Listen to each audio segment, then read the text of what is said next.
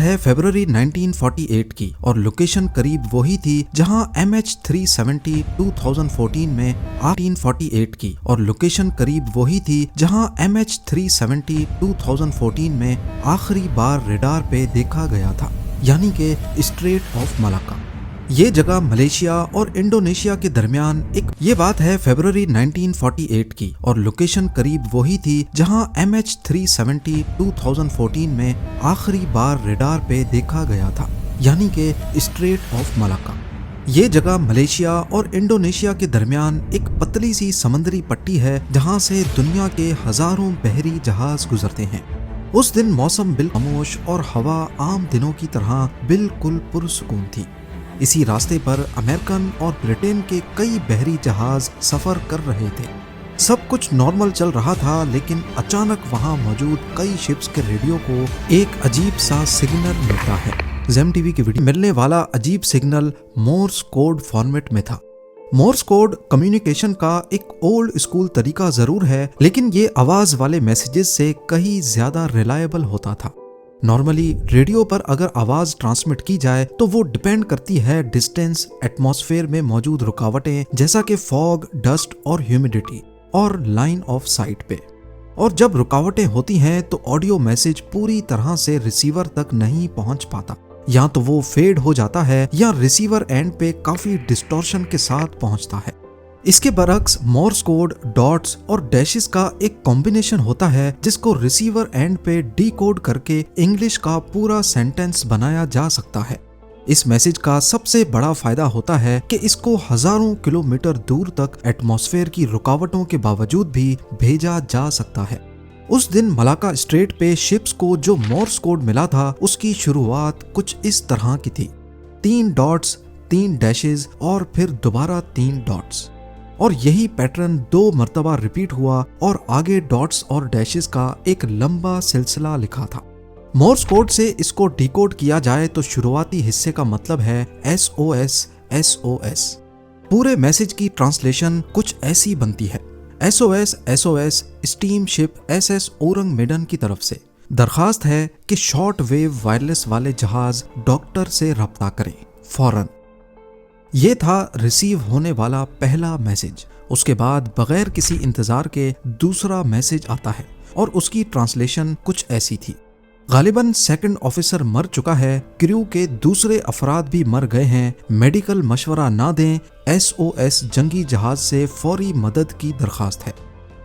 इस दूसरे मैसेज के बाद ओरंग मेडन ने अपनी पोजीशन भेजी और फिर आखिरी मैसेज भेजा जो शायद इनकम्प्लीट था। आखिरी मैसेज में सिर्फ था आई डाई और मैसेज खत्म। इस आखिरी मैसेज के बाद एक लंबा सन्नाटा छा गया। दूसरे जहाजों के रेडियो ऑपरेटर्स ने फौरन वापस से जवाब दिया, लेकिन आगे से कोई जवाब नहीं आया। अगले कई मिनटों तक ये खामोशी बरकरार रही और जिन जिन शिप्स को भी ये मैसेज मिला था उनको क्लियर हो गया कि SS ओरंग मेडन नामी इस शिप के साथ कुछ भयानक हुआ है। ये खौफनाक मैसेजेस मिलने के बाद सिल्वर स्टार नामी सबसे करीबी एक अमेरिकन मर्चेंट शिप थी। सिल्वर स्टार के कैप्टन ने उस लोकेशन तक जाने का फैसला किया जहां से सिग्नल आया था। उन्होंने अपना रास्ता बदला और तेजी से SS ओरंग मेडन की तरफ बढ़ने लगे। पहले तो उन्हें ऐसा लग रहा था कि शायद जहाज डूब रहा है या उस पर हमला हुआ है। कई घंटों के सफर के बाद सिल्वर स्टार जब उस लोकेशन के करीब पहुंची तो उन्होंने दूरबीन की मदद से देखा कि उस लोकेशन पर वाकई एक बहरी जहाज खड़ा हुआ है। जब वो और ज्यादा करीब पहुंचे तो सिल्वर स्टार का क्रू ये देखकर हैरान रह गया कि SS ओरंग बिल्कुल ठीक हालत में है। ना तो जहाज कहीं से डैमेज था, ना ही उसमें पानी भरने के कोई निशानात थे। वो बस खामोशी से पानी के ऊपर तैर रहा था। अगर कुछ अजीब था तो वो ये कि स्टीम इंजन होने के बावजूद ऊपर चिमनी से कोई धुआं नहीं निकल रहा था। सबसे अजीब बात ये कि डेक पर कोई हरकत नहीं थी। इतना बड़ा जहाज और बिल्कुल खामोश। सिल्वर स्टार के कैप्टन को कुछ समझ नहीं आया। उन्होंने लाउड स्पीकर पर कई कॉल्स दी, हॉर्न बजाए, लेकिन वहां समंदरी लहरों के सिवा कोई आवाज नहीं थी। आखिरकार सिल्वर स्टार के कैप्टन ने फैसला किया कि वो अपनी एक टीम को उस जहाज पर भेजेंगे ताकि इस राज से पर्दा उठाया जा सके। जब एक रेस्क्यू टीम SS उरंग मीडन पर चढ़ी तो अंदर का माहौल काफी ठंडा हो रहा था और बिल्कुल खामोशी छाई हुई थी। इतने में उनकी नजर पहली लाश पर पड़ी। ये कोई आम लाश नहीं थी, बल्कि उस आदमी का चेहरा खौफ से बिगड़ा हुआ था। उसकी आंखें और मुंह पूरे खुले हुए थे। ऐसा मालूम हो रहा था जैसे मरते वक्त इसने इंतहाई खौफनाक मंजर देखा हो। उसकी बॉडी अकड़ी हुई थी और हाथ आगे की तरफ फैले हुए थे, जैसे वो किसी चीज को रोकने की कोशिश कर रहा हो। रेस्क्यू टीम आगे बढ़ी तो उन्हें और भी लाशें मिली। डेक पर हर तरफ बॉडीज बिखरी हुई थी। कैप्टन अपनी जगह पर ही मरा हुआ था, बाकी ऑफिसर्स ब्रिज पर मरे हुए थे, यहाँ तक के शिप का कुत्ता भी मरा हुआ मिला। उस कुत्ते की मौत भी नॉर्मल नहीं लग रही थी, वो भी अकड़ा हुआ था और उसका मुंह भी खुला हुआ था। सबसे हैरान करने वाली बात यह थी कि किसी भी बॉडी पर कोई जख्म के निशानात नहीं थे, ना खून बहा था, ना कोई चोट लगी थी, ना ही किसी लड़ाई के निशानात वहां मिले। बस सबके चेहरों पर वही एक खौफनाक एक्सप्रेशन था। रेस्क्यू टीम जब रेडियो रूम में पहुंची तो वहां उसी रेडियो ऑपरेटर की लाश मिली जिसने ये सारे रेडियो मैसेजेस भेजे थे। उसकी उंगलियां अभी भी मोर्स कोड के की पर उसी हालत में थीं जब उसने आए डाय का मैसेज भेजा था। सिल्वर स्टार की रेस्क्यू टीम को एक बात तो कंफर्म हो चुकी थी कि यहाँ पर कुछ बहुत ही एबनॉर्मल हुआ है, क्योंकि लाशों पर कोई वाज़े चोटों के निशानात नहीं थे और सबकी मौत खौफ के मारे ही हुई है। इस पॉइंट पे उन्होंने फैसला किया कि जहाज को रस्सियों से बांधकर नजदीकी पोर्ट पर ले जाया जाए ताकि इस पर मजीद इन्वेस्टिगेशन की जा सके। अभी रेस्क्यू टीम ने रस्सियां बांधना शुरू ही की थीं कि जहाज के निचले हिस्से कार्गो होल्ड नंबर 4 से धुआं निकलना शुरू हो गया। पहले हल्का धुआं ही था, लेकिन देखते ही देखते आग भड़क उठी। ये आग इतनी तेजी से फैली कि रेस्क्यू टीम के पास भागने के सिवा कोई और ऑप्शन नहीं था। वो फौरन अपनी छोटी बोट्स में वापस कूद गए और अपनी जान बचाकर सिल्वर स्टार की तरफ चले गए। जैसे ही वो अपने जहाज पर वापस पहुंचे, SS उरंग मीडन में जबरदस्त धमाका हुआ, जिसने जहाज के मलबे को दूर दूर तक समंदर में फैला दिया। देखते ही देखते वो मिस्टीरियस जहाज अपने तमाम राजों और उन खौफनाक लाशों के साथ समंदर की गहराइयों में डूब गया। अब वहां कोई सबूत नहीं बचा था, सिर्फ गवाही थी सिल्वर स्टार के क्रू मेंबर्स की, जिनके सामने ये सारा वाकया हुआ था। चूंकि कोई सबूत ही मौजूद नहीं था, इसीलिए कई लोगों ने इसको मन गढ़ंत कहानी कहा और कुछ लोग इस पर कॉन्स्पिरेसी थ्योरीज बनाने लगे। कुछ रिसर्चर्स का कहना था कि SS उरंग मीडन नाम का कोई जहाज ऑफिशियली रजिस्टर ही नहीं था। लॉयड्स शिपिंग रजिस्टर, जो दुनिया के तमाम जहाजों का रिकॉर्ड रखता है, उसमें इस जहाज का कोई नाम नहीं मिला। लेकिन दूसरी तरफ इस वाक़े पर यकीन रखने वाले रिसर्चर्स मानते हैं कि ये वर्ल्ड वॉर 2 के फौरन बाद का दौर था। उस वक्त बहुत से बहरी जहाज फेक नामों से चलते थे या रजिस्टर्ड ही नहीं होते थे। हो सकता है SS उरंग मीडन भी उनमें से ही एक हो, या वो किसी इलीगल एक्टिविटी में मुलविस हो, तभी उसको रजिस्टर नहीं करवाया गया था। कुछ अरसे बाद 1954 में डच न्यूज़पेपर्स में एक आर्टिकल छपता है जिसमें SS उरंग मीडन का ये सारा वाकया बयान किया गया। इसमें कुछ लोगों के इंटरव्यूज भी छपे जो इस मिस्टीरियस जहाज पर पहले काम कर चुके थे।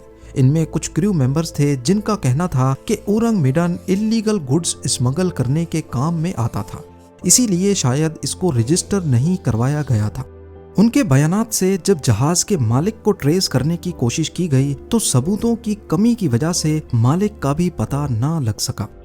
इस वाक़े के कई सालों बाद मई 2003 में अमेरिकन इंटेलिजेंस एजेंसी CIA ने कुछ सीक्रेट फाइल्स को पब्लिक किया, जिसमें एक फाइल इसी मिस्टीरियस जहाज SS उरंग मीडन से रिलेटेड थी। ये एक लेटर था जो 29 मई 1958 वाले दिन CIA को लिखा गया था। इस लेटर में इस हादसे की तमाम डिटेल्स के साथ लिखने वाले ने मेंशन किया था कि मुझे यकीन है SS उरंग की ट्रेजेडी अगर सॉल्व हो गई तो यहाँ गायब होने वाले कई एयरप्लेन्स और बहरी जहाज़ों की मिस्ट्रीज का जवाब मिल जाएगा। इस लेटर पर CIA ने कोई इन्वेस्टिगेशन की या नहीं, पर इस लेटर को अगले 45 सालों तक सीक्रेट फाइल्स में रखा गया और फिर 2003 में डी क्लासिफाई किया गया। आज भी ये CIA की वेबसाइट पर मौजूद है। उस वक्त सबसे ज्यादा मानी जाने वाली और लॉजिकल थ्योरी ये थी कि SS ओरंगमीडन पर कोई खतरनाक केमिकल लोडेड था। याद रहे कि उस वक्त वर्ल्ड वॉर 2 ताजी खत्म हुई थी। जापान और जर्मनी के पास बहुत से डेडली केमिकल्स हुआ करते थे। कहा जाता है कि ये जहाज इन डेडली केमिकल्स की स्मगलिंग कर रहा था, जैसा कि पोटेशियम साइनाइड या नाइट्रोग्लिसरीन।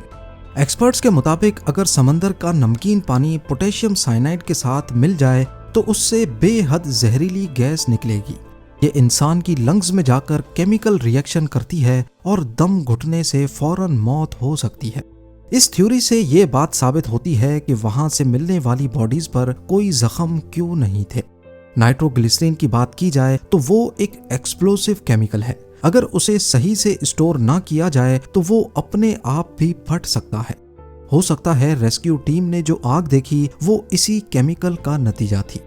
एक और एंगल ये है कि शायद ये जहाज यूनिट 731 का सामान लेके जा रहा था। यूनिट 731 जापानीज आर्मी का वो खौफनाक यूनिट था जो इंसानों पर बायोलॉजिकल एक्सपेरिमेंट्स करता था।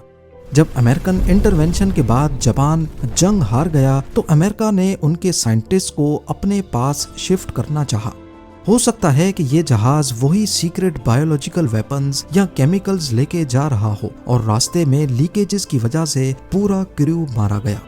क्योंकि ये एक सीक्रेट मिशन था तभी जहाज को कहीं रजिस्टर नहीं करवाया गया था, और जब CIA ने 45 सालों बाद वो लेटर डीक्लासिफाई किया तो इस थ्योरी पर लोगों का यकीन मजीद पुख्ता हो गया। एक और दिलचस्प पॉइंट ये है कि सिल्वर स्टार के क्रू ने बताया कि वहाँ का माहौल बहुत भारी था। कुत्ते का मरना और उसका एग्रेसिव पोस्ट में फ्रीज हो जाना जाहिर करता है कि शायद उसने वहाँ किसी खौफनाक चीज को देखा हो। ये पॉइंट इस हादसे का रुख सुपर नेचुरल मिस्ट्री की तरफ करता है।